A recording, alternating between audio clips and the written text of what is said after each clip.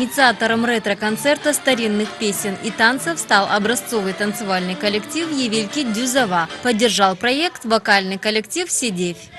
Хотим показать о том, что возраст не имеет границ. Хотим людям показать это.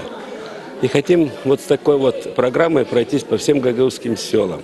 Договорились два коллектива. Сейчас к нам присоединяется и наш танцевальный коллектив «Каранфиль». И мы сегодня попробуем сделать попытку превратить наши номера в концертную программу.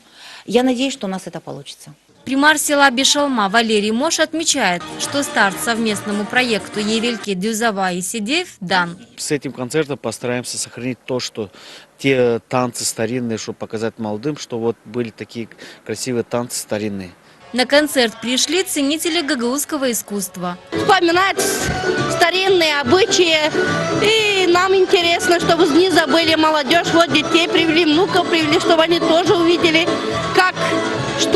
какие гагаузские народы жили. Вспоминаем их. И нормально нам.